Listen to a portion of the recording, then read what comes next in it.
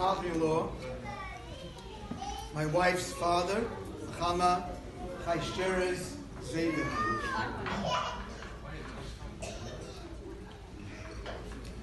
I'd like to share with you for a few moments a little bit of his story.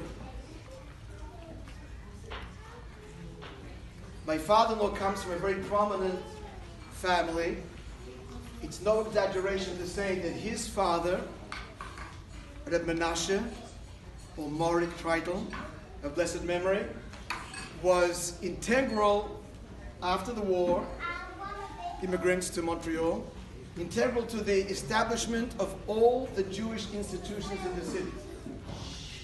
Not just financially, but many of the meetings and the planning and the buildings of the schools and so on all took place in his home. He hails from a very illustrious family, observant, Hungarian, prestigious, and philanthropic history. Yet my father-in-law was searching. Although born into this very traditional home, a very observant home, there was something missing.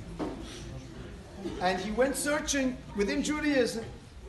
He went searching to the various Hasidic courts and yeshivas till he arrived at Chabad, and where he decided to embrace and become a Chabad Chassid. I want you to know Chabad, its roots are in Russia. The language, the culture, it's Mars and Venus, from where he comes from, a Hungarian background. It's very, very different. And I once asked him, why? Why did you become Chabad Lubavitch? What was wrong? Your background is fully committed and successful, honorable. So he told me the truth is I couldn't put my finger on it, but there was just something missing. When I came to Chabad, I found it. What did you find? He said to me three things over the years in the discussions that we had.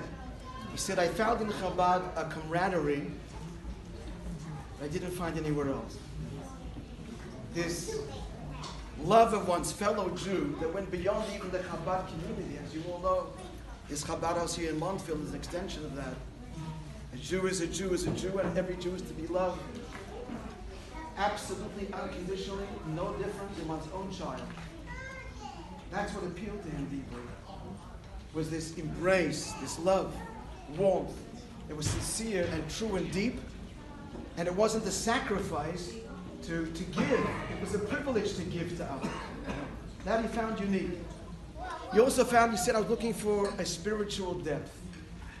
Deep answers to real questions like, why did bad things happen to good people? And although there were answers to that in the background where I came from, but I felt there was something missing.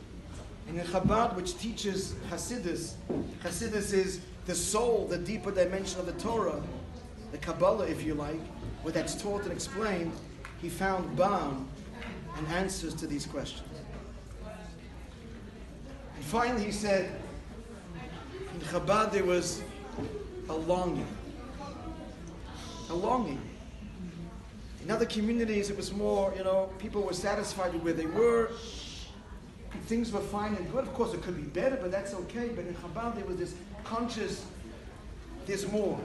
We've got to change the world. We've got to bring redemption. There's a longing for something beyond the present. It isn't about earning brownie points in heaven after 120 years. It's about changing the world.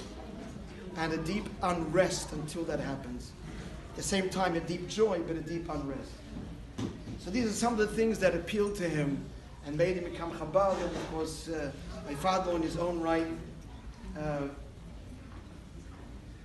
a legend, really, a legend in Montreal. He passed away on a Friday night. His funeral was the next day. That Saturday night in our shul, our Chabad house, there were 1,000 people at least. Just word of mouth. There wasn't even time to get the word out. He died Friday night, and Saturday night we had the funeral, the eulogy, whatever, the gathering. And you looked out at the sea of people from every segment of Montreal Jewry. Observant, not, Hasidic, not.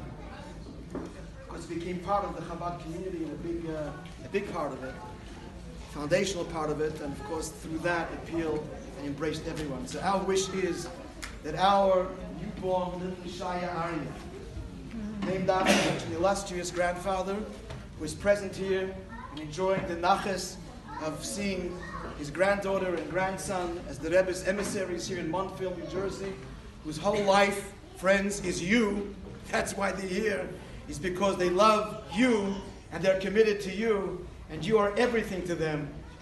So may this little boy and his siblings continue in that